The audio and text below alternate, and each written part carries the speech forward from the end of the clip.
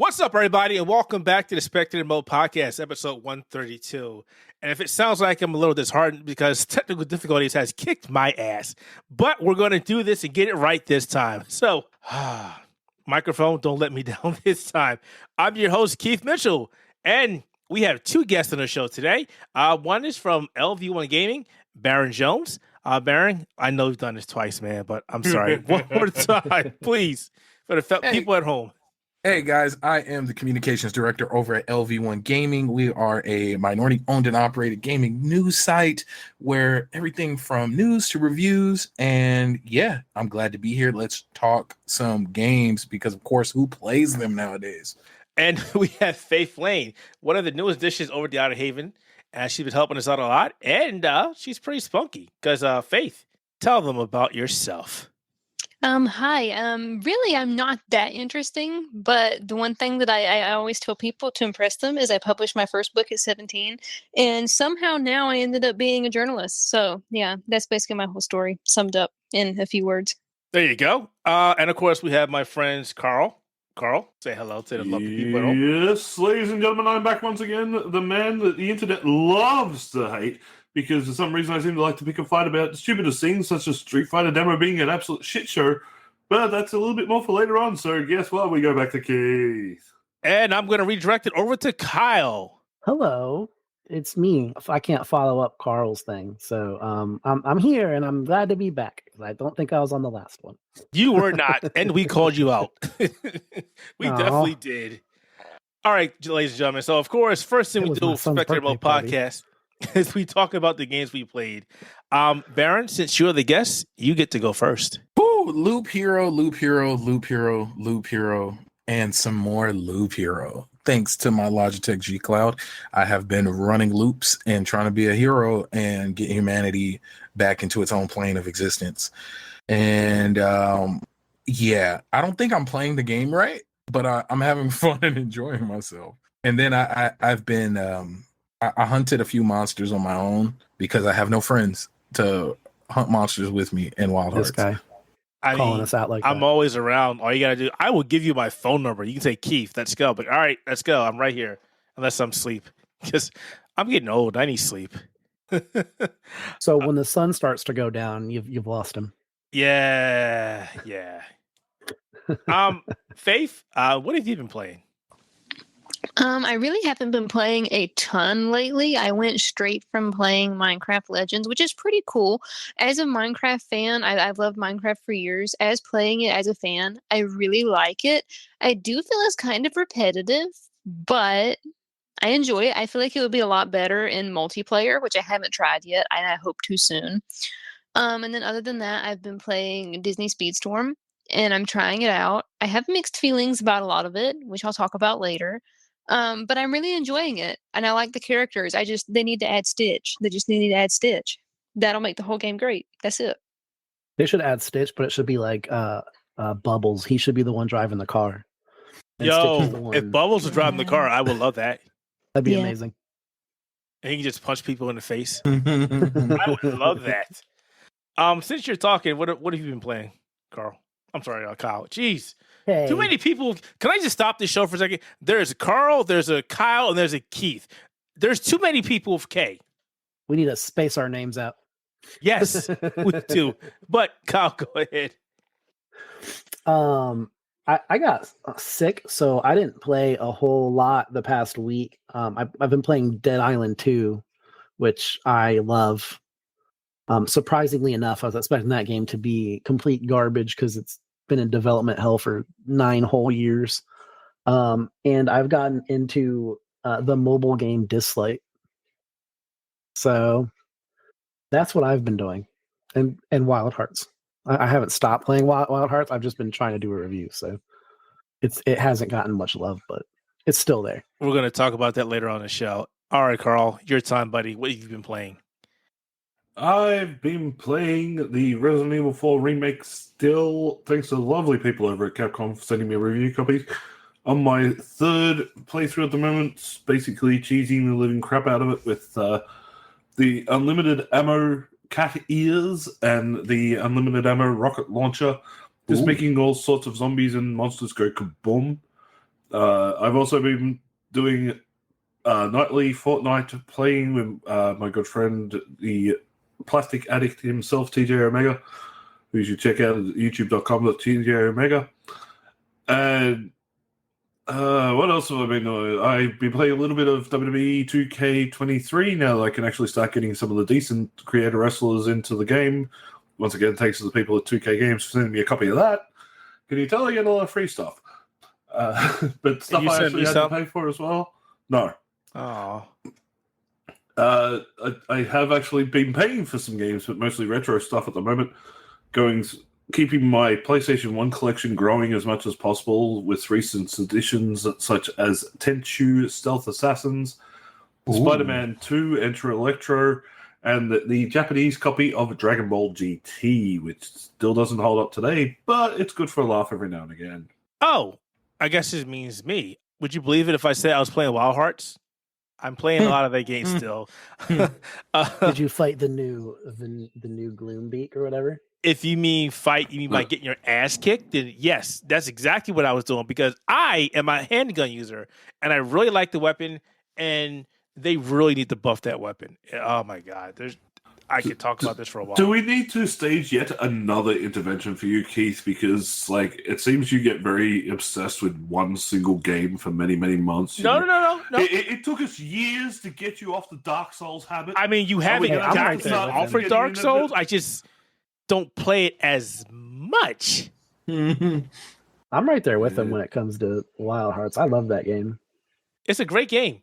But other than that, I've also been playing a lot of Disney Speedstorm, just like Faith. I really like the game.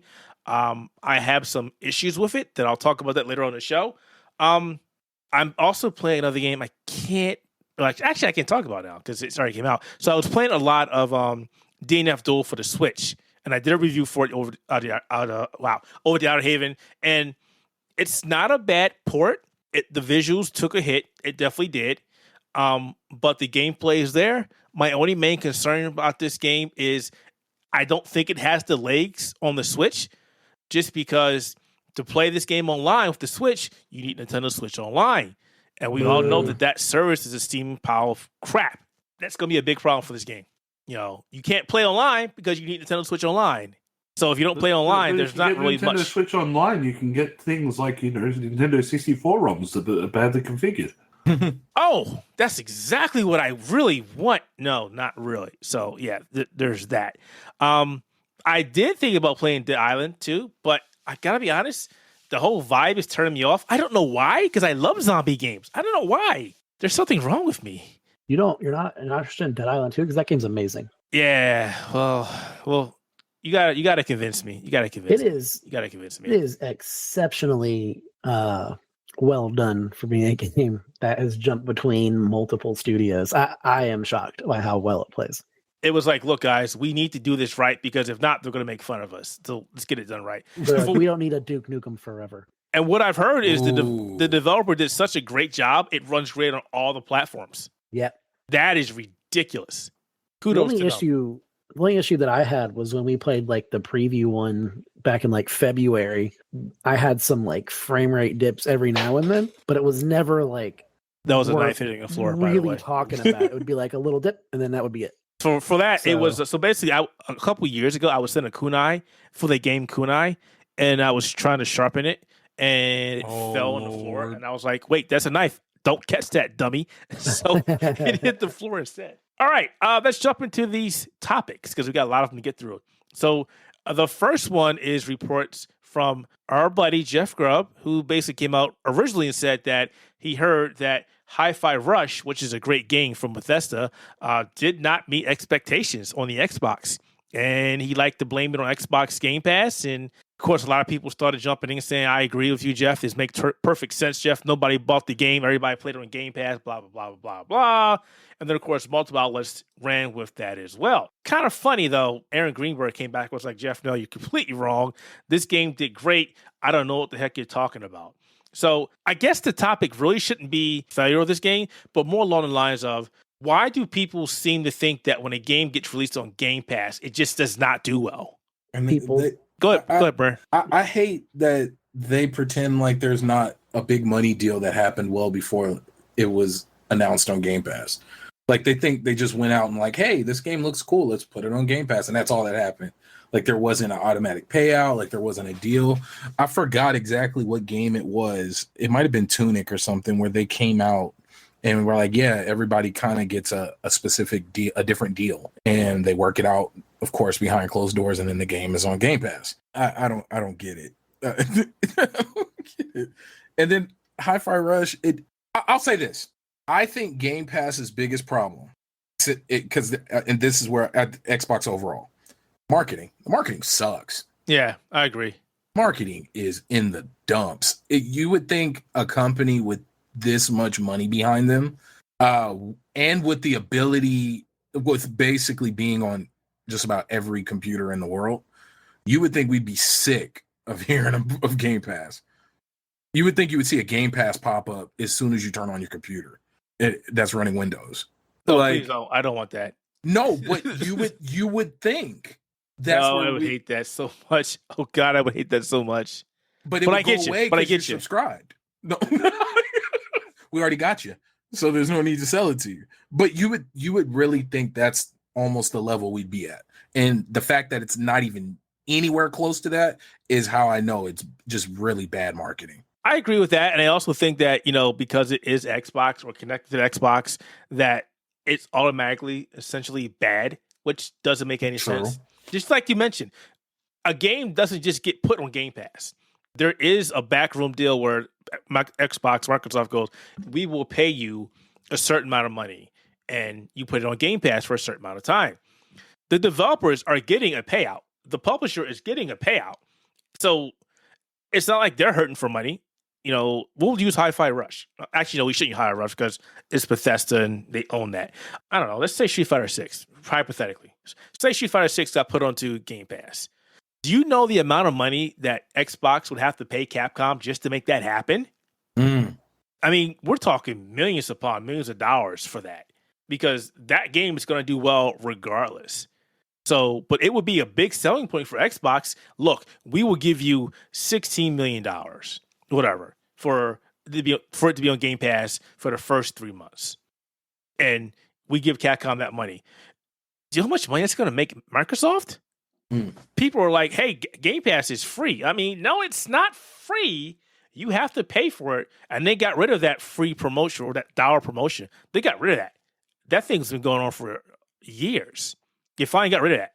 So now you actually have to pay the actual price for Game Pass. And I forget what it is. Because I do Bing rewards, whatever it is. I don't even pay for it anymore.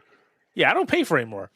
I think it's 10 for Game Pass and 15 for Ultimate. Because I pay whatever it is for Ultimate. Okay, so I use Ultimate as well. So just think about that for a second. So $15, and say you got 3 million people that want to play Street Fighter, and you're paying $15 for the first month. Xbox doesn't care. We made some of our money back. We don't care. Our goal was to get you to play our stuff on an Xbox or on the PC using our stuff. We don't literally care. I think we talked about this before, Carl. It's a lose situation for Xbox in the matter that they're losing money, but they're gaining more people. So who cares? So rounding back up to Hi-Fi Rush being a failure, I mean, I'm glad that Aaron stepped in and said, look, you're completely wrong. But I hate the fact that nobody stood up and said, what determines a game to be a success or a non-success for Xbox? Well, I mean, especially if it's sales numbers, because when you look at Hi-Fi Rush, which they shadow dropped out of nowhere on a random Xbox show. Yeah. They're like, oh, you can play that game now. People were like, what? So there was no hype or lead into that game. So, and I think that was terrible. That was bad. Yeah, as far as Hi-Fi Rush is confirmed, I mean, even looking at its sales and saying it's a flop, like you would expect it to be a flop because of the way they just dropped it in your lap. So, I mean, you can't even blame Game Pass for it at that point. They were just like, it's here. On the flip side, how many people actually would have ran out and bought the game without knowing what it was? Yeah, without like seeing it or seeing a trailer for anything like that, and then or a review, because a lot of people regardless want to see a review. So hey, this game out of nowhere, pay $20, $30. There's also there's also the whole crowd that wants physical collectors. I want that. And they don't do physical releases anymore, so there's no physical release of Hi-Fi Rush. What sucks, and that's the big issue. Oh, you're good. You can go. No, I'm sorry. I'm so sorry. But no, I'm just saying, like, that was the big issue. So, like, that was where I was going to end it. No, it's crazy because the soundtrack alone, like, I haven't even listened to the non-streamer mode of that game. Oh, the soundtrack's amazing. Oh, No, yeah, the non-streamer mode is great. It's great. Like, and then they finally put it up on Spotify. But come on. The cool part about the streamer mode in that game is that it mimics the soundtrack so well. Really? Yeah, because I played it on the streamer mode, and I know, like, the game starts off with, like, is it White Stripes or is it Ooh. It's not White Stripes, it's the other band. The Black Keys? Gold on it starts with the Black Keys, I think. Okay. But the song in the streamer mode is very close to, like, that same beat and rhythm. It's really cool. If it didn't drop, I call it the Game Pass stimulus package. That's what I call it, because there's so many games that I believe would have died just because of there's so many games coming out. Like Hi-Fi Rush would have got no shine outside of Game Pass with the first half of this year. Yeah, there's no way. No, like, at all. It would have took a viral moment for some big time streamer just to give it a little bit of shine. Yeah, it would be streamers pushing that game because they'd be like, look at how good I am at, like, you know, syncing up my attacks with the beat, things like that. And that's what would sell the game. And the other thing about, like, Game Pass in general, and this is what a lot of people seem to get when it comes to mentality, is a lot of people are equating Game Pass with cheap. Yep. You know, games that Microsoft doesn't have faith in to put them on there. Where it's actually the opposite. Microsoft has a lot of faith in games that they're putting onto the Game Pass. Like, also a lot of people think that if you're going to get something on Game Pass, you're not going to buy the game, which is it's an absolute fallacy. Yeah, that's actually one cool positive of Game Pass, because I don't download many games, but I buy so many games that are on Game Pass. That discount has saved me so much money. Yeah, exactly. Like, look at Rocket League, for example. You know, that was originally put out on PlayStation Plus as a free game. And that game took off in popularity that people started buying that in droves and then buying DLC on top of that and all that type of thing.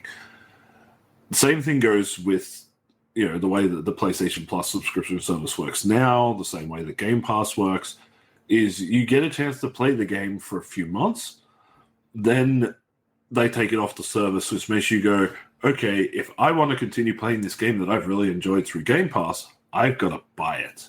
Yeah, and that discount is still there as well. Yeah, exactly. So, but a lot of people go, oh, it's on Game Pass. It's stuff that didn't sell or that they're trying to push that they don't, like, put on cheap, but they don't have any faith in it or whatsoever. No way, no. Yeah, I mean, look at all the third-party titles that wind up on there. You know, Assassin's Creed winds up on there, or Monster Hunter, which is, like, Capcom's second highest selling game behind Monster Hunter World. So clearly, it's not about games that sell. Well, it's just like how many people have bought Yakuza or the Yakuza series because it's now on both PlayStation Plus subscription service and on Game Pass. Mm-hmm. That was such a big moment for Yakuza too. So many extra copies of that game because it was like, oh, I'm getting a chance to play the Yakuza series. I like it, therefore I buy it. But not even just that. You get the idiots who do the opposite, who go, oh, Hi-Fi Rush, oh, it released on Game Pass. Oh, that game sucks. Why? Because you believe that it's only worth the $15 that you're paying for Game Pass? Oh, no, that game is marvelous. But I want to throw in another point that people probably don't think about. As we know, a lot of games get released that aren't polished. One of my favorite games recently is Wild Hearts. That game came out and had a lot of performance issues. They have done a great job and have fixed it. But would you want to pay full price for Wild Hearts with all the issues that it had? Nope, I'd have been pissed. Now you can play that on Xbox Game Pass. First, because of EA Play. If you have Game Pass, first 10 hours. Yeah, first 10 hours. That's amazing. That's amazing stuff right there. It's a great value. I don't want to keep saying Xbox Game Pass is a great value because it does have some issues, but for the most part, it's great. You know, and I really wish, just for Microsoft's sake, that they had a way to quantify and say, hey, look, we're doing fine. Stop worrying. Stop getting upset. Stop listening to people who don't know what they're talking about outside of a company. We'll let you know if the game did well or did not do well. And that's it. Are you saying marketing? Yeah, that'd be great, right? That would be great, right? Which is Microsoft's or Xbox's, I don't want to say biggest fault, but one of their major faults. Hands down. Yeah, their marketing is weird. Yeah, like PlayStation has like, or what is that? Best hits collection or something to that effect. Would it be nice if Xbox has something like that and say, hey, this game did so well, we're re-releasing it. Or something to that effect. They'd have to release some games first. Yes, that's valid. That is very valid. That is also something that people are getting very upset, and I agree. PlayStation took a long while for them to get their games out there, but now they're here. They're doing great. Yeah, now they've got pretty good momentum. Yeah.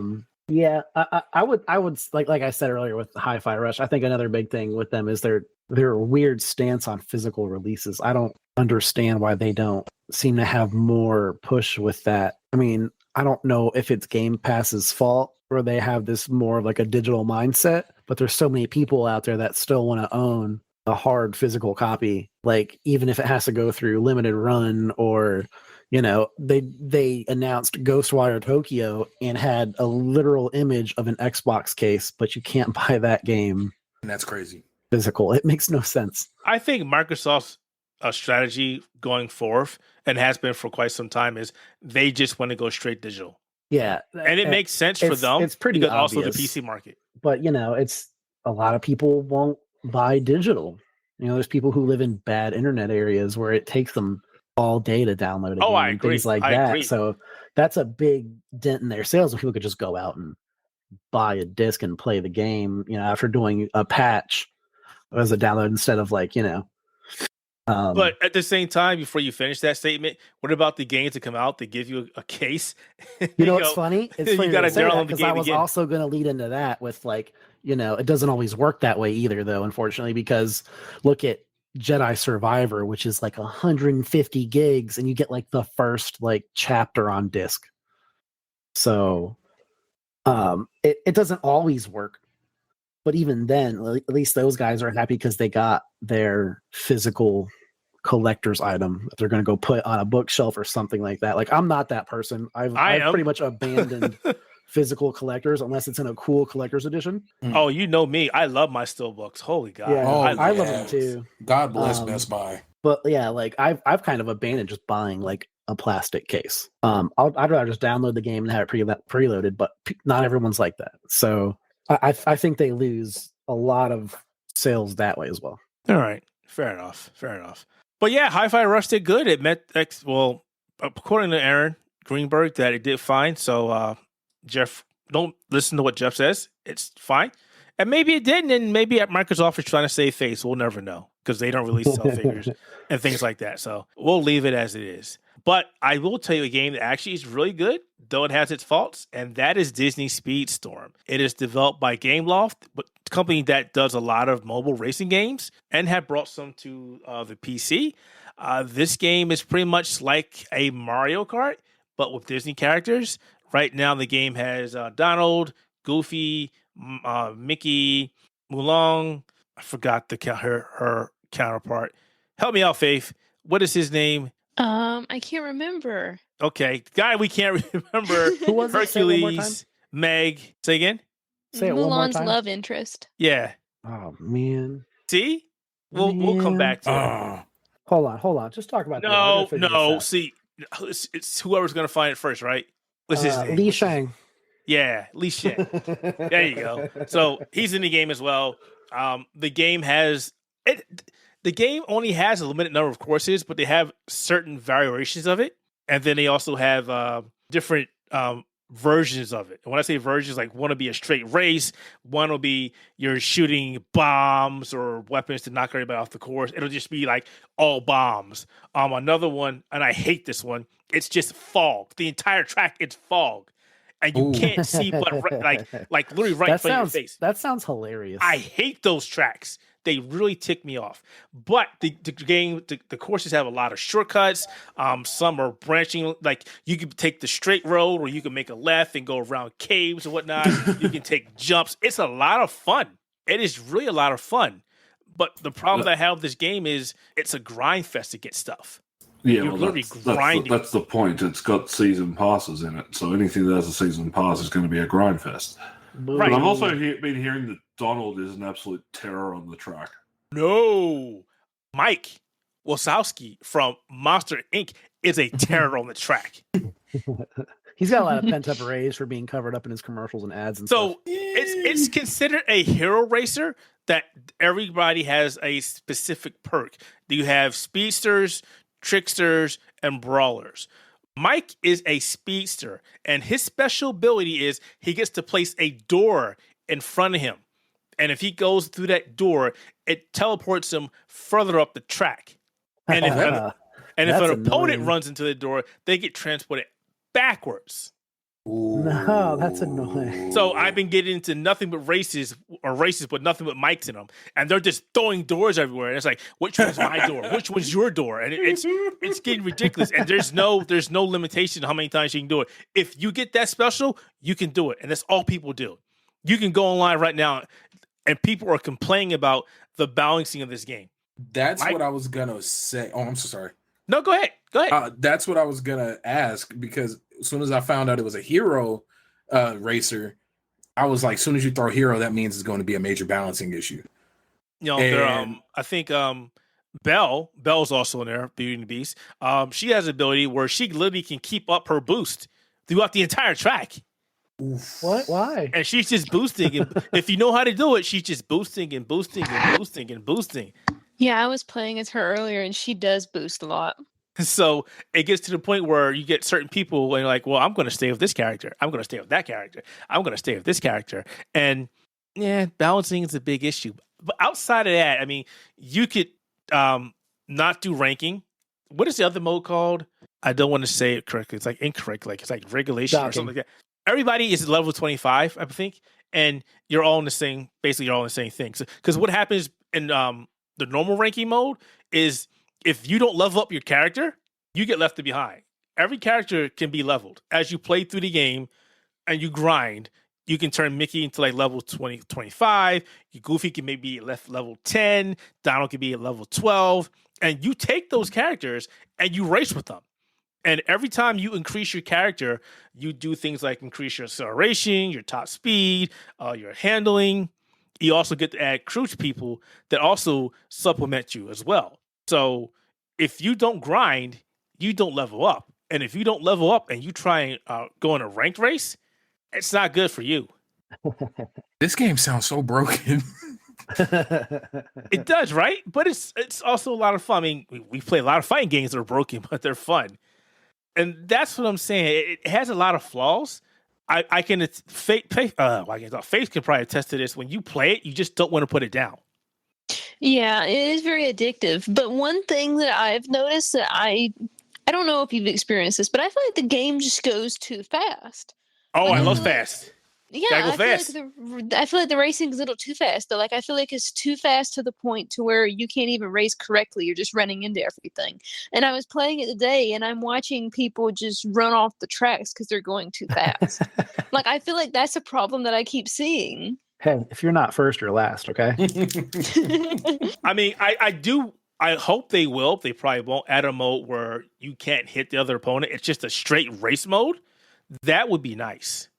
Because the items, the abilities, do cause a lot of issues. I mean, there was one race I was first, and then I just got caught in the pack, and it was like smack, smack, smack. What the heck, smack? You're 8th place now. They got Good luck that catching blue up. shell.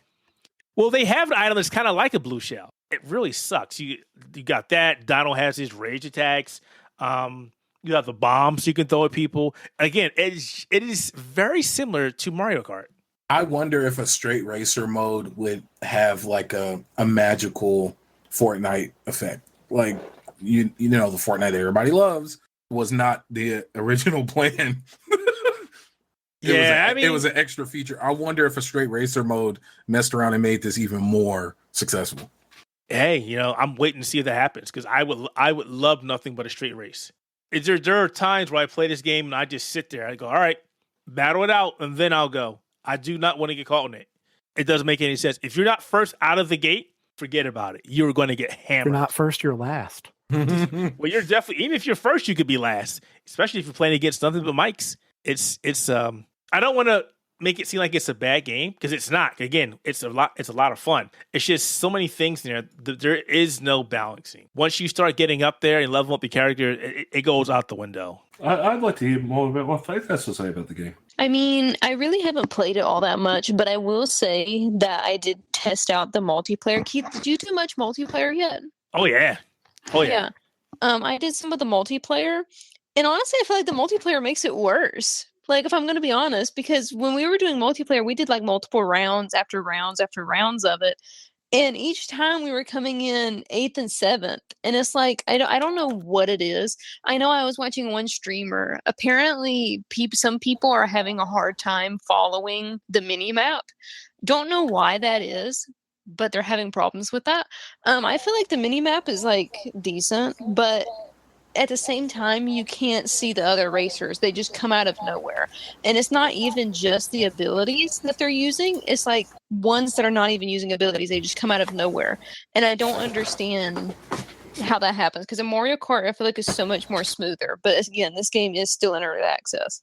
Yeah, that's what I was mentioning earlier with the multiplayer, the rank modes. It's just ridiculous. It's you like I was talking to Faith about it before. She was like, "Yeah, they can't get out of 7th, 8th." I mean, there's my first couple of races in MP, I was always first. One, I was using Mike.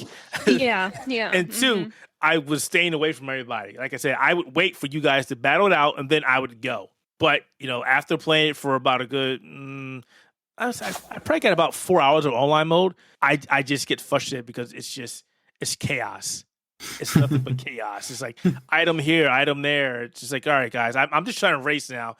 You start going again, smack, you get smacked. And like, what? Why are you hitting me again? I'm in 7th place. Let me just go. Let me get out of 7th place. Well, you know what? At that point, it's just you're just having fun. You know you're not going to get to first, so Maybe you won't be 8th. You'll be 7th instead. I feel like I like the game more just for the characters at this point. I also have a problem with some of the characters, the character designs. Some of them are done very well, and some of them are just like, what the heck? Like Donald Duck is done amazingly. Hercules is kind of like, why is Hercules ugly? Is Donald as annoying as he is in Greenlight Valley? Oh, I don't know about that. I was going to say as he is in a cartoon. I haven't played as him yet. I love Disney Dreamlight Valley, and Donald is annoying, but I haven't played as him much yet. I've went straight to just binging the game. Yeah, no matter what I'm doing in Dreamlight Vallay, Donald is somewhere nearby, like falling and cursing. Like it's the worst thing ever, and he drives me wild. Meg looks amazing. Mulong is amazing. Oh my god, Mulong has the. If you like brawlers. In racing and brawlers, Mulong's special is the worst. She pulls out that what she used to kill the guy. The fireworks. And if you're caught in the fireworks, it's an instant stun. And it's like 3 people at once. It is so annoying. But she's great. But then you got that Celia, I forget. The Medusa person from Monsters Inc. Mike's love interest. I want to say Cecilia. Yeah, and it's like, look at her. It's like, what happened to you? You're all boxed and everything. Did they just forget to finish you? You look whack. They're like, people don't even remember what she looks like. She's a side character at best. Scully looks great. Mike looks great. Mulong looks great. Donald looks great. Goofy is amazing. Goofy is amazing. He looks amazing. His dance is amazing. It's like, it's Goofy. When I first unlocked him, I just watched him do his dance for like 10 seconds, and I was just laughing. Like, this is Goofy. Great character. I would say definitely give it a try. Downside is it's not a free game. It's early access. I don't know if it's going to be free later on when it comes out of early access, but right now you have to pay for it. So I would check on YouTube. I would check on Twitter, Reddit to see if they're balancing out things. But if you don't like Mario Kart racers, I would hold off right now. If you don't like grinding in your racers, I would wait as well. I'm just waiting for the day for someone to bring back Split Second. Never happening, but I love that game as well. We were supposed to get a sequel, but then Disney killed Black Rock Studios. Dun-dun-dun. We were supposed to get a sequel today. All right. So this topic is going to be fun. So Wild Hearts is a game that I've been playing ever since it got released. Actually, back up. I was actually in the preview, and then I was able to get access to the game for review, and I could not stop playing the game. I can't stop playing the game now because I really like what they've done. The game did have a lot of performance issues, especially on the PC when it first came out, but they've done a great job since then. And I've give Koei, it's not really Koei, it's Omega Force, who's doing the developing and the patching, a great. Or I would give Aren't them they kudos. all the same though? Koei Tecmo and Omega Yeah, they Force. kinda are the same. Anytime I Yeah. see an Omega Force game, it's Koei Tecmo. Yeah, they've done a great job of optimizing it. Communication is very transparent. What's happening, and they've come out with some amazing ideas, like the Kurokuru. I can't go back to playing. Well, I can play Monster Hunter with friends, but the idea of what you do in Monster Hunter for like the traps and everything, the Kurokuru just puts it to sleep easily. Like I can make bombs, I can make traps, I can make hang gliders, I can make what is that vehicle? The giant wheel? The wheel. I call it the big wheel. The wheel. It's called the roller. That is amazing. The That only thing it is needs really good once you actually you get the like upgrades for it and it's like fast. That thing is awesome. Yeah, I don't think it doesn't do is you could be able to throw it into a monster and let it hurt the monster. That'd be great. You can ram a monster with it and maybe glitch it up. I've had that happen a couple times. What? I'll have to try that. I'll have to give that a try. I've had it happen like twice where I've hit a monster and it starts to float into the air. Huh. And then it teleports back to the ground and it teleports into the air. It teleports back to the ground and floats back. And it does it like 2 or 3 times and then fixes itself. I don't know what causes it, but it's hilarious. I'll have to dig through my clips because I've recorded it. It's pretty much a alternative to Monster Hunter, and in some instances it does things better than Monster Hunter. The controls are a lot faster. They're not as clunky. Joining a game is a lot faster. You can just go to a gateway into the game and just join somebody's game, or you can start a game and ask people to help you, or you can literally just join somebody's game from the menu, and it's fast. It's seamless. I've had no issues joining somebody's game, or vice versa. The Komodo, the monsters, are awesome. Their attacks are really cool. Their mannerisms are really cool. The designs are amazing. I really like the fox. Yeah, the fox is awesome. Fox is amazing, especially with the rose petals or the petals. Oh, I love that creature. I haven't fought the fox. We're going to get you. We'll to the get fox, you there, man. buddy. We'll get you there, buddy. Fox is amazing. And The you'll be like, weapon "Wow, selections they are nuked me with amazing. that I mean, random there's laser not beam strike." really a bad thing in this game anymore. They fixed the performance issues. It's all good. I would say the worst thing about Wild Hearts is like its end game grind to get cosmetic gear. And that's only if you care about that. The cat is I only care if you about that. I care about that. I like being able to customize my stuff, which Wild Hearts has a fantastic character creator. But I agree with like a lot of what you say. Like it really does like it's like all those little additions they've added like to the Monster Hunter World formula that make me like it so much. Being able to build like a random gate to stop a monster from charging at me, or fire an arrow turret at a flying enemy, like those little things really help hunts out a lot more, where I feel like Monster Hunter could learn a lot, because looking at like I loved Monster Hunter World so much. I put like 500 hours into that game and then moved over to like Rise. And I feel like Rise took that step back because it had to be a Switch game. So, the good thing that Rise does is it adds a lot of mobility to Monster Hunter. So like being able to run up walls or ride the dog, that's awesome. And that's kind of like it for Monster Hunter. So it'd be nice if Capcom looked at what Koei Tecmo did with Wild Hearts and were like, hey, we should add something like this instead of just making the weapons feel clunkier. I'm pretty sure Capcom's looking at everything that Koei Tecmo has done and going, wow, we didn't expect these guys to do as good as they did. We need to copy everything they did. Yep. And do that. And even the recently, story is better. Yeah, the story is like better. Monster Hunter story is usually the same. They're like, there's a dangerous monster out there, and he's the bad one. He's the bad one of the area, and he's real riled up right now, and we don't get why. So go out and kill all these other random monsters until we tell you to kill that one.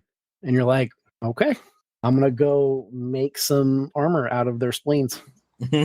And that's what you do for 800 hours. And it's super fun and I love it.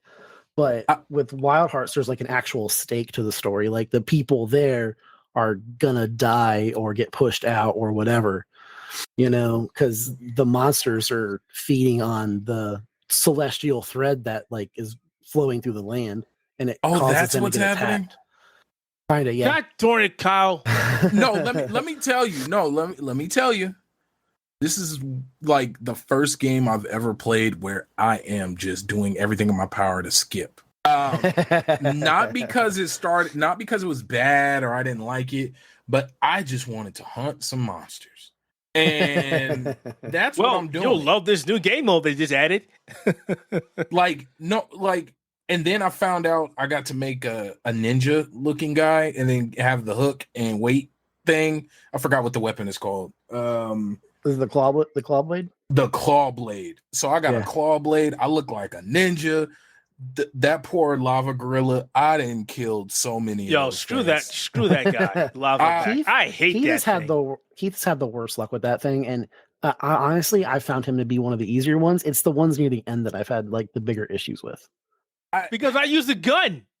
And the gun is like that moves fast is hard. Yeah, the gun is like, all right, we gotta sit down, we gotta situate. Oh God, he's coming towards you. All right, we gotta pack up the gun, run again. Oh hey, stop. Let's pull it out again. Wait a second, shoot the gun. Like, are you serious? The bow is faster than you. Come on.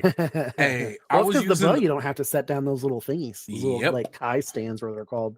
Yeah, and that too.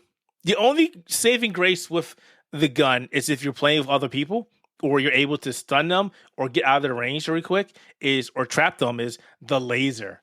Yeah, it's a great weapon for co-op. When it's like when the monster is like distracted and it's attacking other people, that's when it's at its best, because then you can just lay down fire and hit it with, you know, your explodey ball thing where the hell you shoot at it and a laser beam. I've been finding out new tactics. The gun actually has a lot of different things you can do. Especially you can actually force the artillery salve, what you call, I don't know the actual name of it right now, that hits the monster and sets down the ground so you can suck up for the laser. There's a lot of things you can do now to make them come out even faster. So I've been playing around with all that. Snaps. I really like the gun. I second weapon also is the Nodachi, but it's glitched, so I'm not going to go back to it. Do you know what else makes it cooler than Monster Hunter? Is the ability to build a camp anywhere. Yeah. It's a huge drain on resources just to plop random tents down, but there's some zones where you can plop one down for like 5. Like what else makes it better than Monster Hunter? You can eat food anywhere. Yeah, you can eat food anywhere. You pick up ingredients and cook your own food. The travel, for me, the travel alone, just getting around the map makes it way better. Yeah, I don't feel like my time is. Oh, you get to go on multiple hunts within one hunt, simply because of how fast you can travel. Yep. You're like, oh, hey, there's a monster out there. Well, I'm just going to kill that one now, and now I'm going to go after the one I was supposed to kill. Yep. It's great. But now, I don't know if you tried it yet. I don't think you can try it yet. There's a new game mode that came out that lets you fight multiple monsters now. Yeah, it's the, oh God, what the hell do they call it? My brain is not working. Don't ask me. I haven't had the ability to sit down and play it yet, but I want to. No. Well, hey, I'm always free, but you know, no one has to play with me. So I'm telling you, I haven't been able to. I haven't been on. I mean, I've been doing Dead Rising. Yeah, yeah, you gotta finish that. But yeah, what is that called? I forget what it's called. They fixed a lot of things. Now they've added more talismans.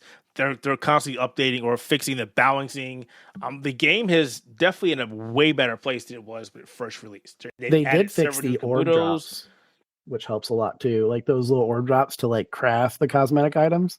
Yeah. Like now it's like you get a guaranteed 1 if you kill a volatile monster, which is nice. You know, so the game is definitely in a better place. I'm really liking it. And it's, you know, the biggest thing here. This is the biggest slap in the face to Capcom Monster Hunter. It has crossplay. That it does. Yeah, that was how we played with Scott and stuff. Like, because you were on PC, Scott was on Xbox, and I was on PlayStation. We got to get you playing, Carl. I got to give you a copy of the game. Isn't that on Game Pass?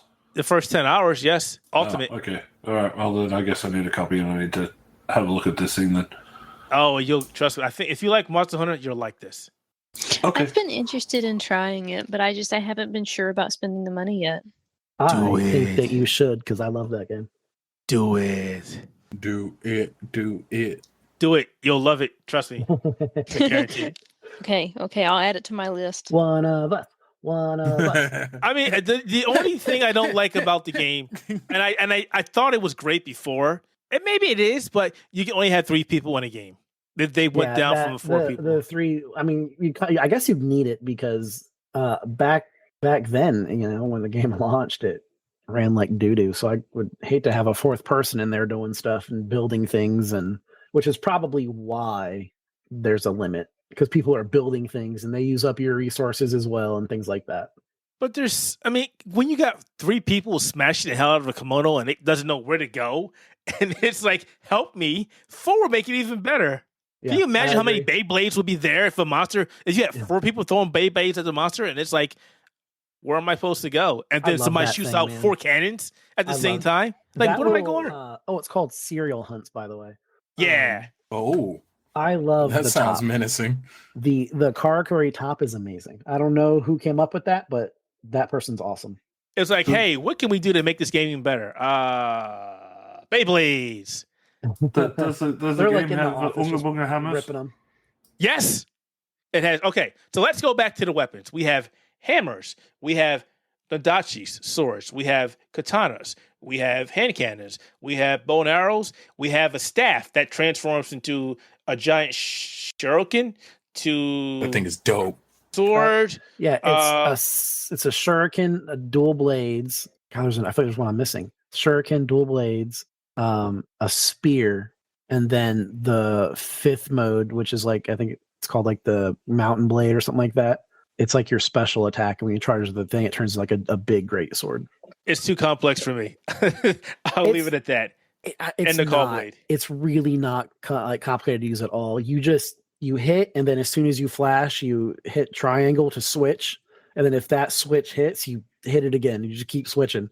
You keep charging that gauge up, and then you use the special attack. It feels like it's complicated, but once you use it a couple of times, you're like, oh, okay, I get it. And then you just keep like special attack switch, special attack switch, special attack switch. I mean, but what's better than the glitch Nadachi where you just hit the flame and you jump in a box and you just kill monsters because it's glitched out? Wait, is it really one shot like that? It's bad.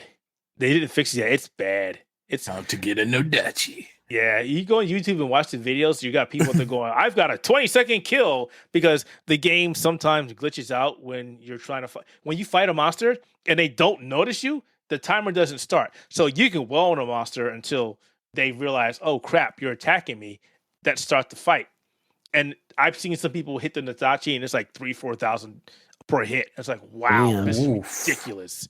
Yeah, I haven't seen that yet. But I also turn my damage numbers off because I don't like it. It bothers me.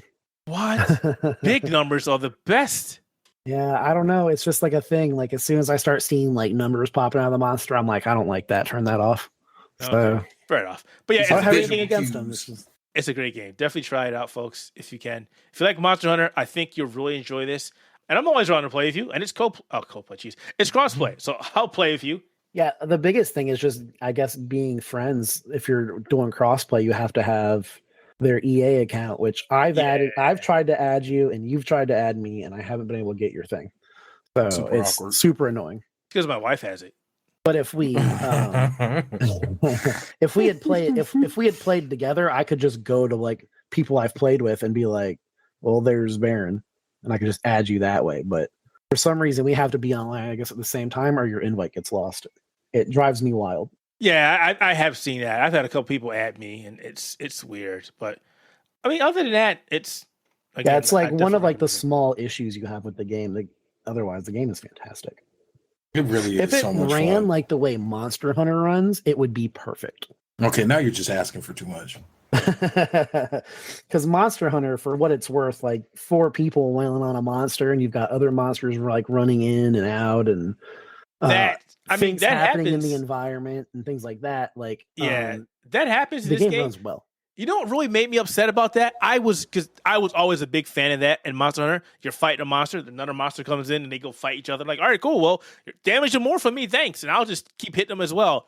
They only did that once in Wild Hearts. I thought that was weird too. It's like they forgot to fix it after they added it. Like you can be fighting creatures and another creature will just mows you on straight through. It's like, but what? It's a thing with that game too, because like when you're doing that, it gives you like a tutorial about monsters fighting each other, but that's the only moment where they fight each other. So I honestly think like that feature was removed and they forgot to take out like that tutorial bit, or they just kind of forgot to keep adding in more. I think we should contact them and go, so are you going to put that back in the game? Because we get to watch the lava back body the squirrel dolphin. Yeah. And then it never happens again. It doesn't even happen with the monster and the squirrel dolphin. They never do it again. Outside of that one mission, it never happens. It's one of the most disappointing, like the more disappointing things about the game, because it's like it tells you there's supposed to be turf wars, and then there's never a turf war after that. Oh, what was it? The Mega Mammoth or whatever. I'm stuck on that right now, so I'm gonna need help. Which one is that? King Tusk. King Tusk. Oh, I love fighting that. That is a hand cannon's best friend. Oh my god! Yeah, he's the biggest target you can fight. Cannot miss. All right, we've gushed about this game enough. It's a great game. Go play it. Next topic I know nothing about. This is Dead Island 2. I did not play it. I'm scared of it. But Kyle likes it. Kyle, why do you like it so much? Yeah, Cam. Dead Island 2 just caught me off guard. I liked the first Dead Island way back when, but I was never a huge fan of it where I was like, wow, I need to beat this game. So I never beat it. But I had fun playing with my friends. You know, after 9 years of the game being in development and us hearing virtually nothing about it but bad news, where it's hopping in between development studios, I really expected the game to be garbage. I watched that trailer that they had at the VGAs and I was like, there's no way this is going to be any good. And then Keith let me play like the preview of it that we got, and I was actually stunned by how well it played. And I think one of my favorite things about it is like the dynamic like gore system, where if I'm using a hammer and I hit a zombie in the head, I'm going to take out like a chunk of skin.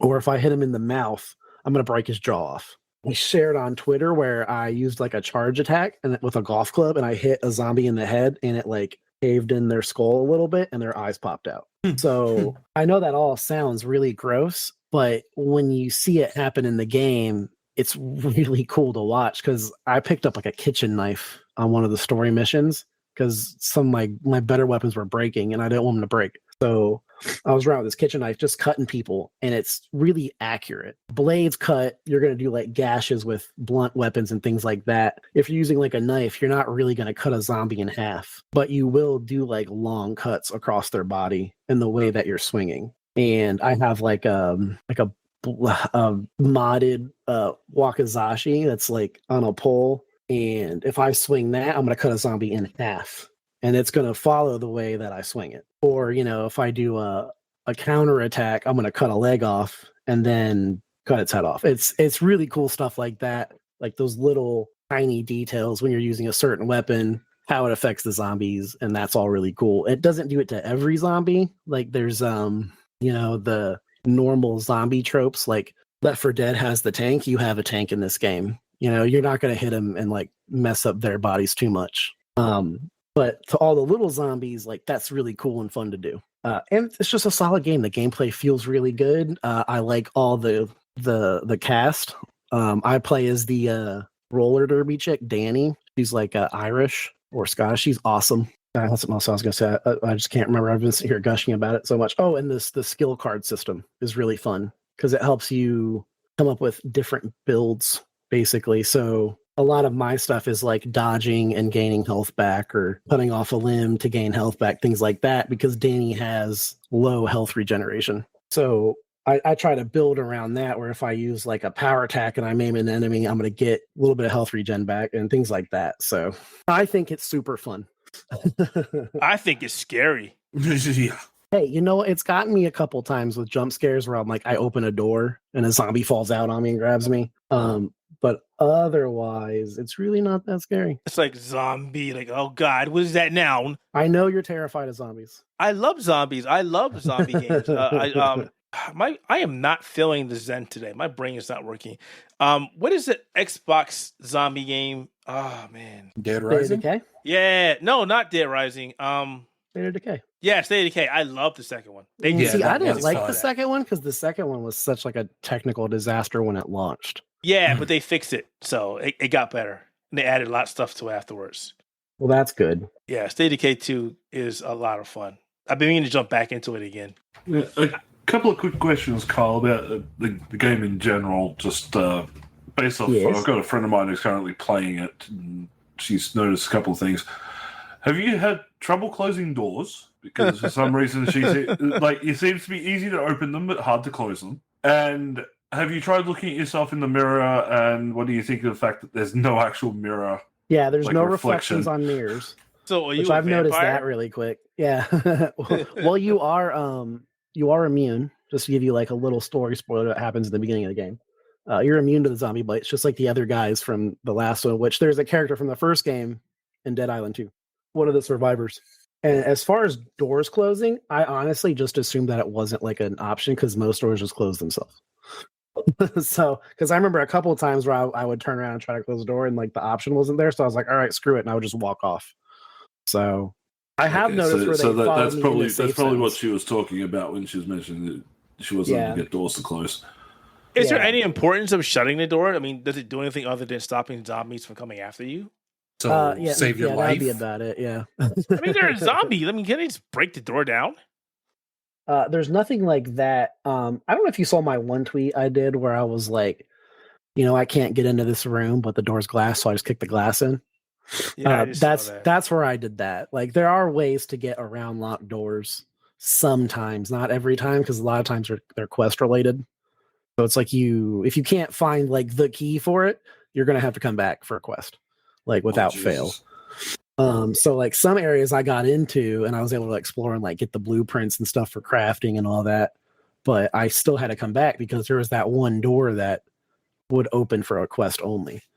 Later in the game, there's one where you meet like a washed up rocker, and he sends you to like go get his old axe from his house, and you have to get his band out. And I found that house like way early in the game, so I was trying to like jump up and down and into things to get to the other side of the locked doors and couldn't do that. But for the quest, I had to go and like blast music, and then that opened the doors and the zombies came out and I killed them, blah, blah, blah. I think it's a great game. Oh, and the curveballs are really cool. Voodoo you voodoo. There were these items that I found that I thought would be limited because like the guy makes you craft one. He's like, here, do this. And, this is zombie bait. It'll distract like just the regular zombies. And I was like, oh, cool. So I'll just never use it because I don't want to waste it. Are you playing? You're playing on Xbox, right? Yeah. Yep. See, But I also played it on PC for that preview. Yeah, but see, the thing that's also kind of frustrating is the full game is on Epic Games Store, and it's like, Yeah. I don't want to. Yeah, I had it in my thing for a little while. My library where they took it back for the preview. But yeah, they're like, you find these like specialized items, like pipe bombs and Molotovs and things like that, and those are items that actually recharge over time instead of like being like a one-use thing. And I really like that about it. So it's more like a character ability than it is just something that I have to craft with everything else that I have to craft and repair and things like that. You did mention that you played this. You've played the original Dead Island. Yep. I played it.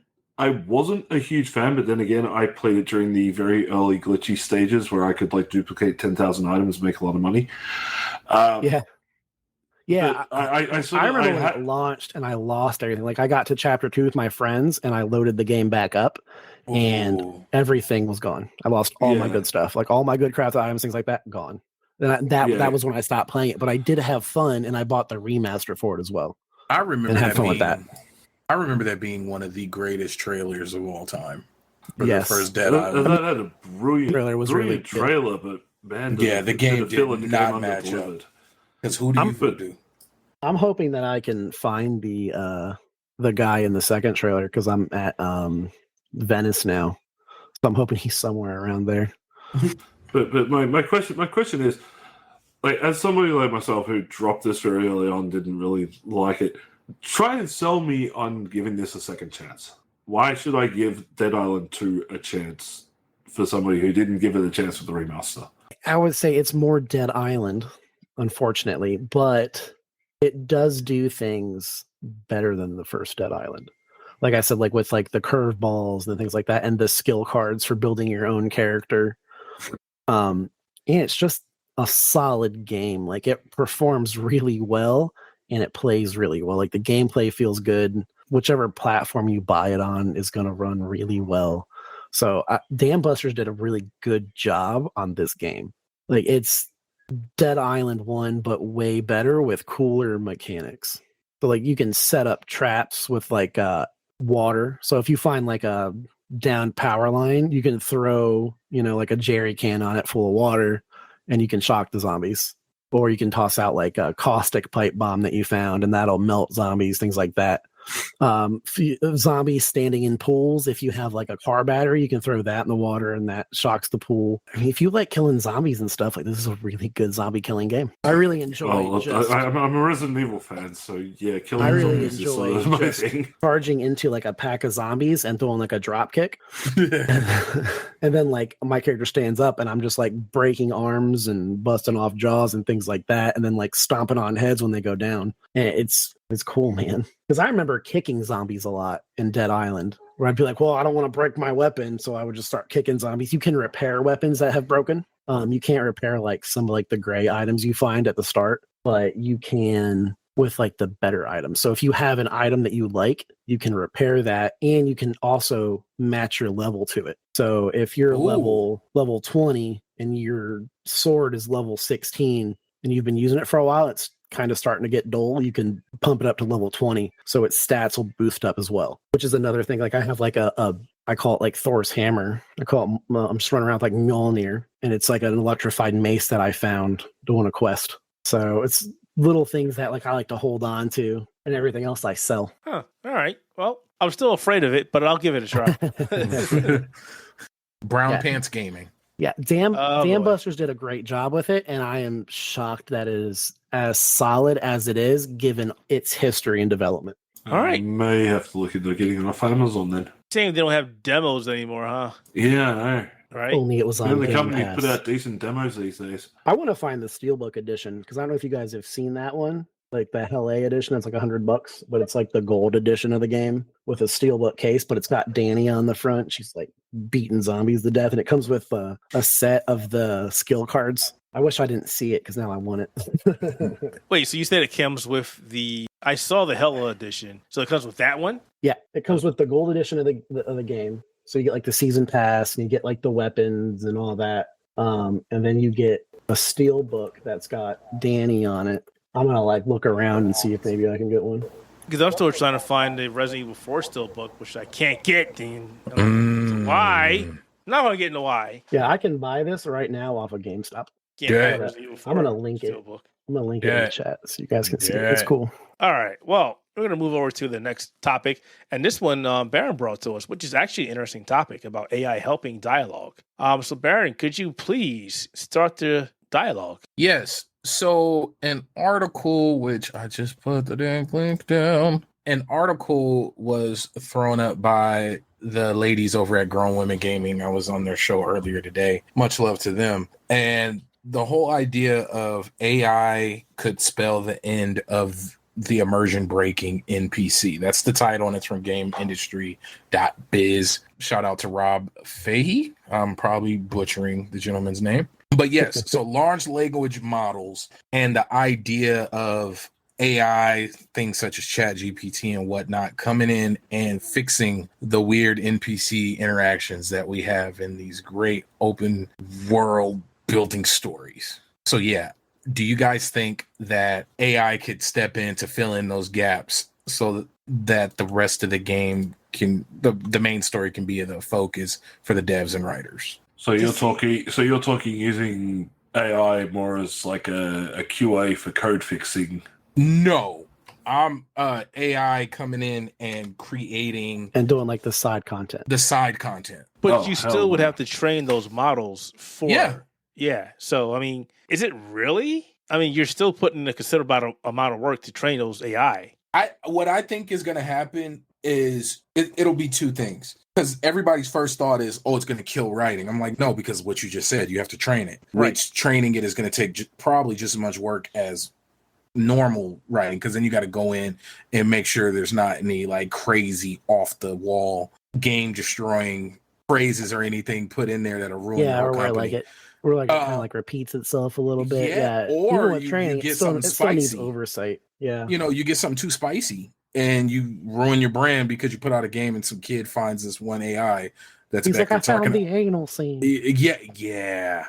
But the way I see it is, I think this will either make games larger or shorten up the development time of games, because we're already looking at 5-6 year games, and if the graphics get up to that like unrecord game on a regular basis, we're looking at, let's be honest, like 10-year development cycles. So I got a feeling either you make teams bigger or you start using AI to fill in some of those gaps. It is an interesting concept. The problem is that we have not, that I'm aware of, no studio has done this, or I don't think many have even looked into it as of yet. So that's going to be the thing. AI is great for having it write articles and help you fix headlines and impersonate people's voices, but that's the extent of how far we've gone so far.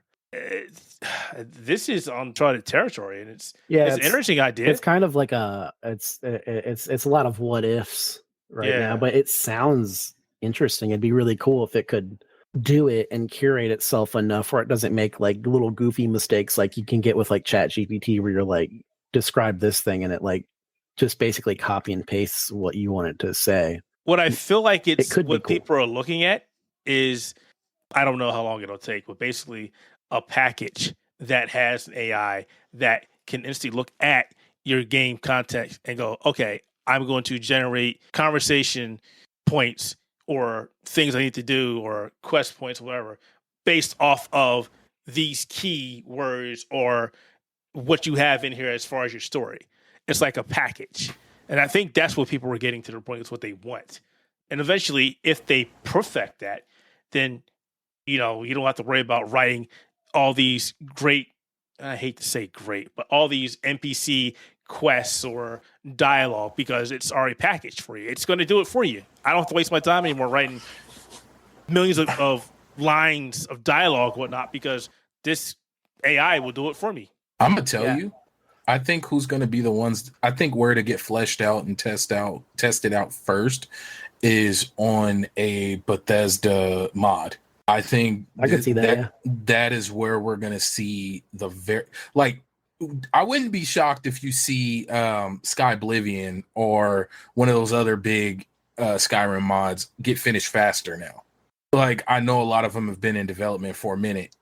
It wouldn't shock me if the time gets shortened, because I think they're gonna. That's where it's gonna be tested, and we're gonna, you know, like a lot of other things in games, you're gonna see it built off the backs of people doing it for free and for passion.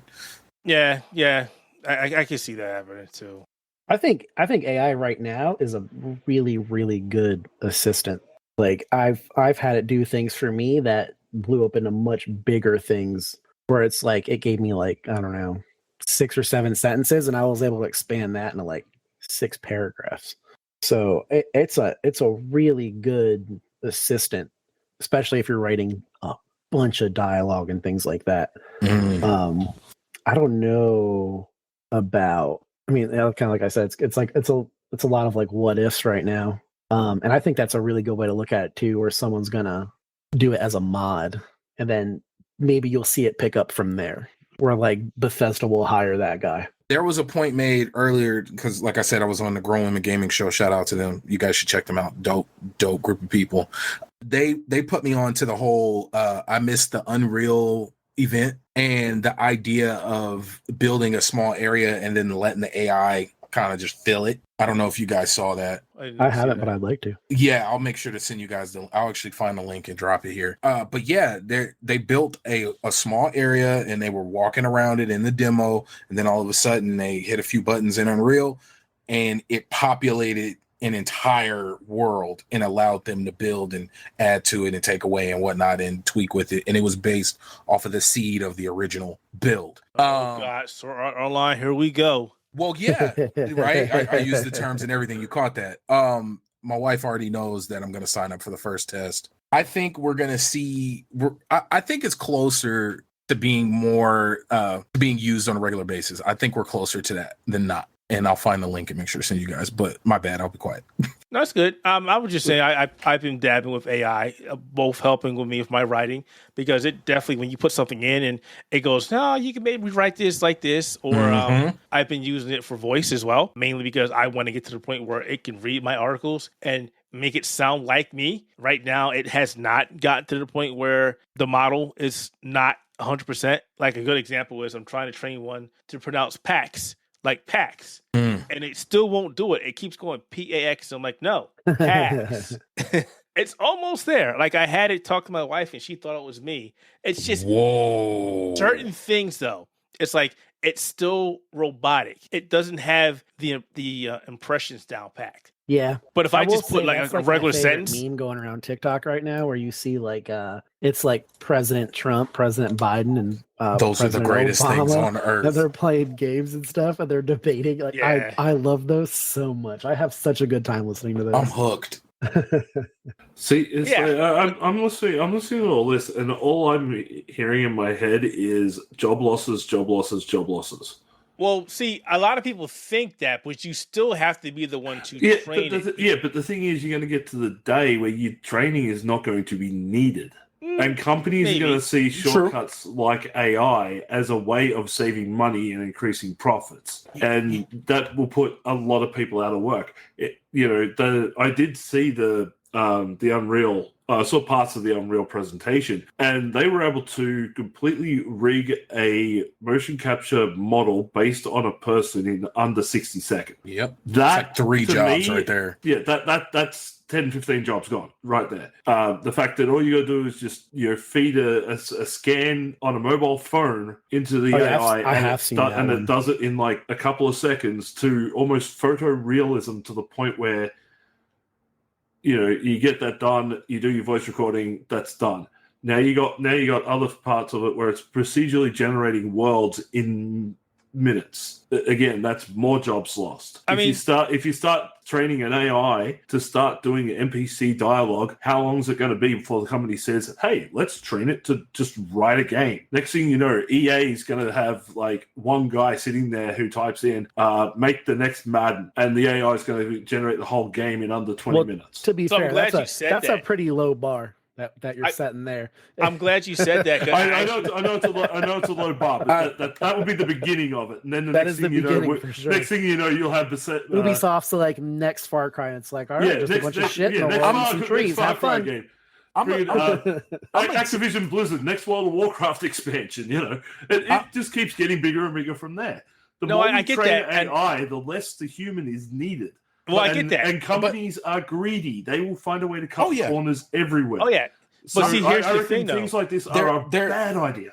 I'm going to tell you, like, why I think it's going to be beneficial to us as consumers. And yes, it's going to hurt the job market. But the same way the digital game space hasn't completely killed off physical. Also, taking it over into a world outside of gaming, there's still financial advisors, and there's still in-person banks. There's still, like, when you can do a lot of these things all digitally, even taxes, there's still accountants that still exist, even though they have all these programs that you can do on your own. I'm holding a TI 36 Pro for my job right now.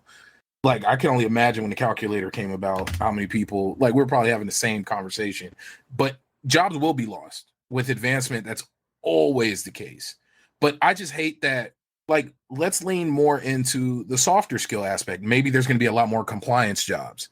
Or will this be the case? Probably not. But hopefully it leads to more room for testers. More, because you still need somebody to you'll train an AI to do that job too. True. But AI is already able to start doing code fixes. True. On a base level. So the QA jobs, they'll be gone in 10 years. And you know what? And like game companies actually use QA Hey, now anyway. They don't do Yeah. QA now for I was most gonna of the games say. that I was come gonna out. say. Wow. Yeah. But no, let me jump in real quick. So I understand where Carl's coming from. I mean, what first, being in IT, I've already seen people lose jobs based on automation. And that's never going to stop to be a thing. We're always going to keep automating jobs or tasks. That's why, for a good example, is what I do. Automation can't do what I do. An AI can't go, well, this is broke. Okay, I got these steps to go through. But what about the unorthodox things? Yep. It doesn't know that. I was reading something the other day about which you mentioned, and people were saying, what if an AI could do this? Or what if an AI could read a book or write a book? And they're like, that's great. But an AI doesn't know, at least right now, what fun is. Yep. What fear is. It doesn't know how to convey those things. That's still something that only the human brain can do. That's not to say in 10 years or 20 years that won't be a thing. But for right now, it simply can't do that. And then there needs to be a point where, should we allow an AI to do that? Yeah. We don't want to go too far. The thing is, when we start getting into that point, it's not a matter of should we let AI do that. It'll be businesses and governments will be letting AI do that. Yep. It's out of the general consumer's control.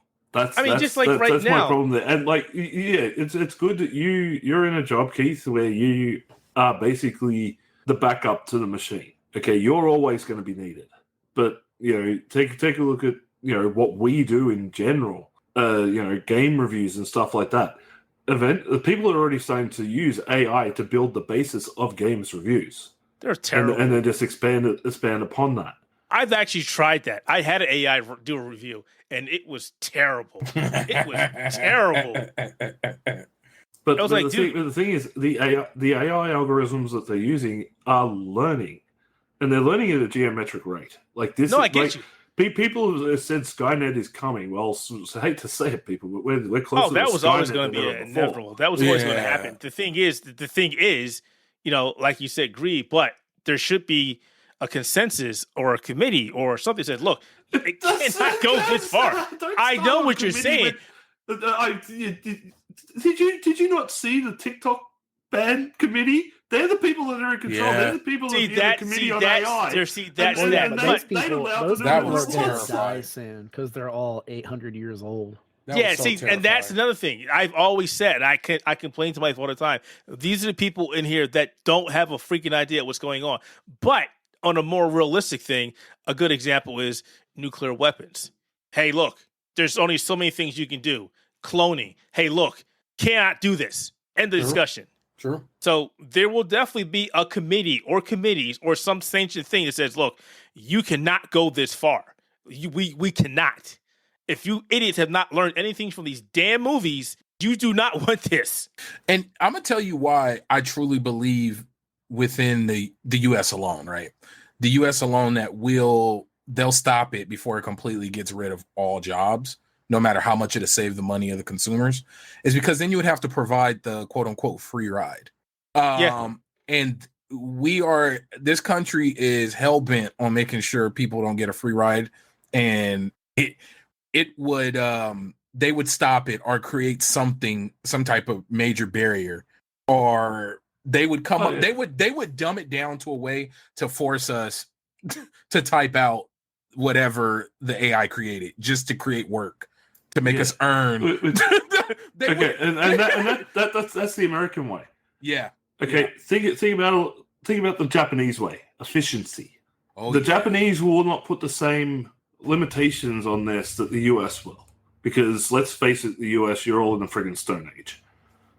Whatever you do, 100%. You are still in the Stone Age. Hell, even my backwards country is more advanced than you guys these days. That's the thing. You got to look on a global scale, and a lot of companies aren't producing in the US. They're producing in Japan. They're producing in Europe. They're producing elsewhere where they will allow these things to go on. Well, we do that because it's cheaper. I don't think. I mean, honestly, I really don't think that it would ever get to that point, because if we do, we're damned. It doesn't make it. All we need is one country to start it. All we need is one, and it's done. It's a done deal. All we need is that one country to have this rogue person to make this AI that's learning at an exponential rate and decides, you know what?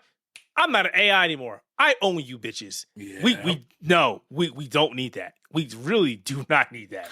The funny thing is, we're already at that potential point as well. We're knocking at the door. We're knocking at the door. No. There are actually, if you have a look, there are actually stories out there of AI at the moment. Like, there was a guy that was trying to run it as a help for a suicide hotline. And the AI actually determined that the best course of action was the person to kill themselves because human beings cannot be trusted with their own mental health. No comment. Yeah. No comment. Yeah. But Not like the every whole venture into AI is going to be successful. Yeah, the whole AI, though, like, the more we teach it, the more risk comes within it. And I think that if you really want to use it for, say, fixing lines of code, making sure that, the limb of a zombie is going to fly off in the right direction, or make sure it doesn't clip through its own head or something like that, go for it. No issues whatsoever. But the second you start telling it, hey, can you start writing dialogue? Can you start writing out event scenarios and everything? Then we're starting to push that boundary where we should be saying, how many jobs is this going to cost? Are we taking creativity out of the hands of the human being? And I know I look at people like Faith, who self-published author. If the AI can do her job, what's the point of her trying to put something out if an AI is putting it out as well and could possibly do it better than she does? I don't know. I mean, we could be here all day talking about that. There's a lot of aspects to that. Yeah, as it stands right now, it requires power. It requires oversight. Like I said, I've used it to like just whip up like an example, like a sample writing piece where like it just repeated words over and over again. So I was like, all right, cool. Well, clearly I'm gonna clean this up.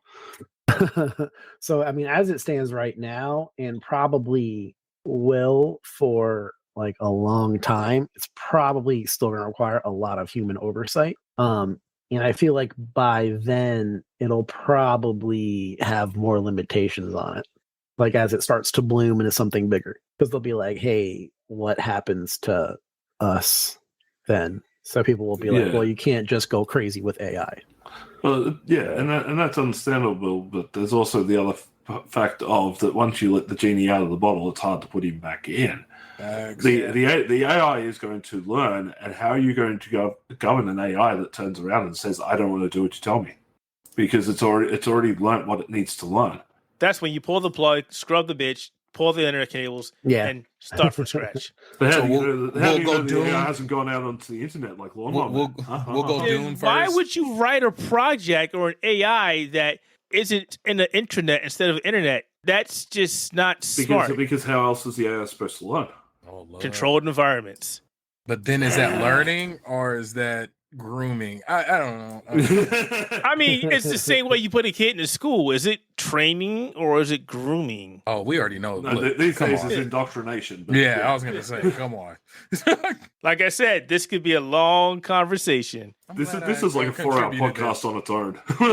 I'm glad. Yeah, this is like one of those ones we swing back around to it next week. Faith, you still there? Yes. She's like, how do you feel about it? I've been sitting back here listening with my coffee that I don't have. Oh, I tried to get you engaged. You didn't take the bait. Because I didn't know what to say. I mean, I feel like AI is going to steal everybody's jobs, and we're all going to be more jobless than we already are. Then the government will have to, pay for us. They don't want to do that. Government don't want to do that. They don't pay for the ones we got now. They just put things in the streets so you can't sleep there. Right. Sleep somewhere else, but not in those trees. As an author yourself, what do you think about the idea of like something like ChatGPT being trained up to do essentially the same thing you're trying to do? I don't like it, and not just for the fact that it could take people's jobs or do things Like, yeah, basically take people's jobs, do things that, basically they could do things better than us and like we not have a chance to do them. But it's like I work for many publications that are like, don't use AI. We don't do that. It steals people's content. And, after studying it for a while and messing with it, because some of my publications also require us to use it. So I get to mess with it both ways of either, not using it and using it. And, it really does. You can tell that it's learning it also from other people's content. And it's like it's stealing bits and pieces of other people's content on the internet. Like, let's say, for example, I wrote an article about the PS5 VR headset, and I was trying to see if I could use it to like, tell me how to fix my controllers, because that's what I was writing an article about. And then I was going on the internet and reading other people's articles, and it's like it was almost word for word the same. And I'm like, yeah, I don't like that, because that's a dangerous game to play right there. All I know is if it starts copying proven, my reviews and stuff, it's going to be a real dumb AI. It has proven that the AI doesn't know what it doesn't actually generate its own.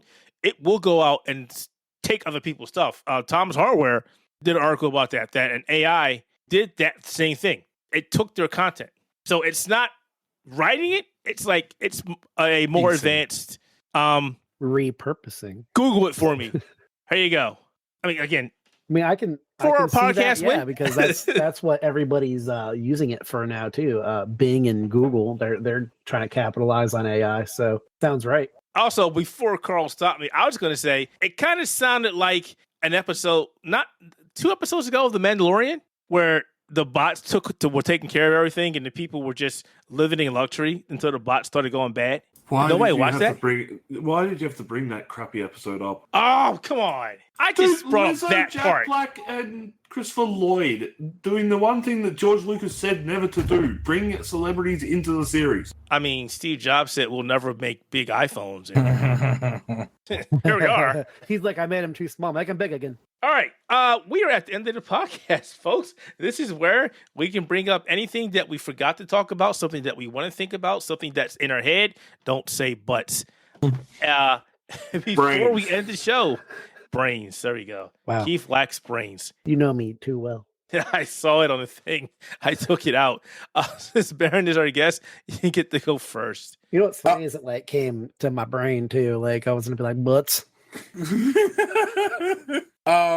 If you live somewhere or you find yourself consistently around stable internet or you have a phone with a solid hotspot, I know that's a lot of ifs. And if you have Game Pass, I would recommend getting the G Cloud. Like as I've been using it for about 4 days now.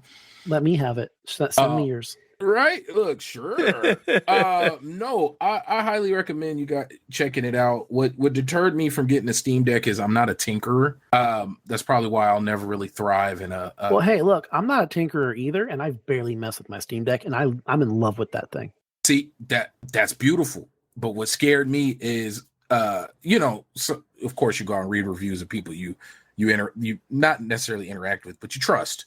Like, hey, they like the similar games I do. They play a similar way. So if they say something about something, I'll kind of trust it, especially when it comes to spending $600. Yeah, I get it. Yeah, right. So they brought up the point of it's not always a plug and play situation, and you may have to find yourself going into menus. And I'm a very vanilla gamer. I am a extremely casual consumer, even though I buy a ridiculous amount of games. I'm the same way. So I'll tell you this: you don't have to tinker with the Steam Deck that much. Like, if you don't want to, you don't. That much part. Now, no, I'm telling you, like, you don't have to mess with it. Like, I've done very little too. Like, most of the time, the most I've done so far is download a controller setup for Republic Commando.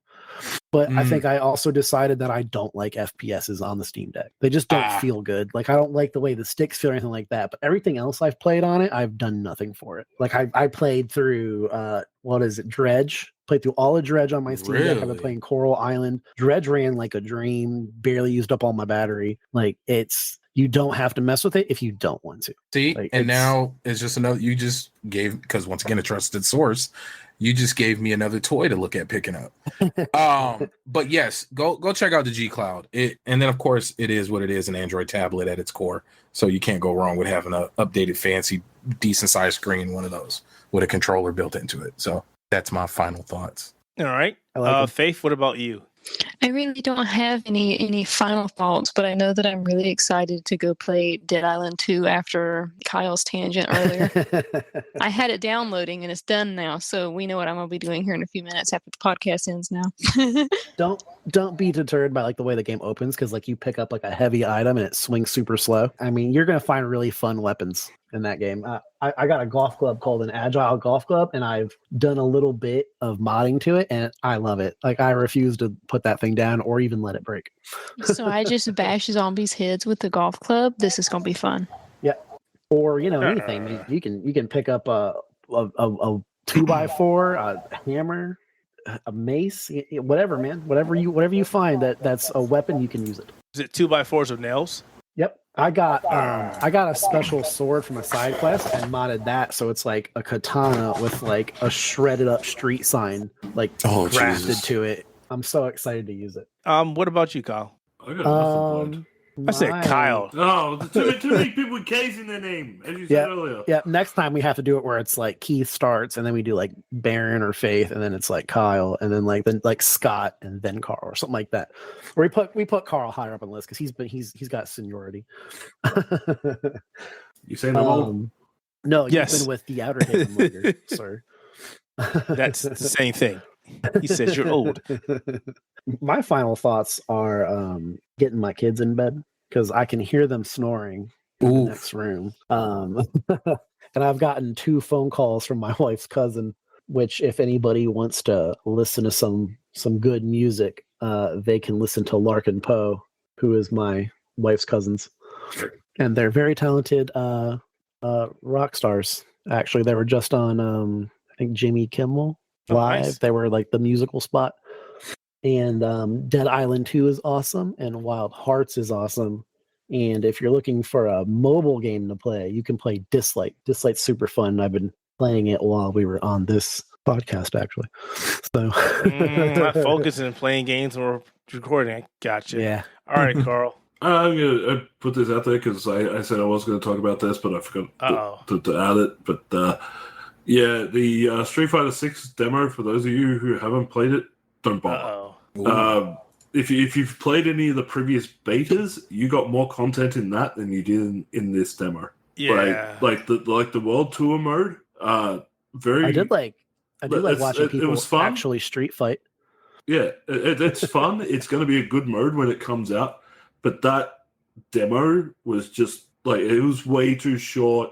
You're locked to basically using Luke's moveset, and frankly, I hate the character. The fact that it was like, oh, well, he's the last character we're going to bring in Street Fighter 5, and now he's like the focus of Street Fighter 6. Basically, I unlocked it when it said, and then it went, oh yeah, now the demo's over. I'm like, well, screw you. But look, I'll give it this. It'll be good when it comes out. The World Tour mode will be worth it, but frankly, no hub in this one, which was very disappointing. And the Fighting Grounds mode, which is your standard like arcade survival, etc., you can either play a tutorial or you play a one-on-one fight where you play as either Luke or Ryu, which are basically copy-paste from Street Fighter 5. Yeah, I it want was to very play disappointing. Like, no. I would have liked if they had like Kimberly or any of the other new characters that they've brought in for this game.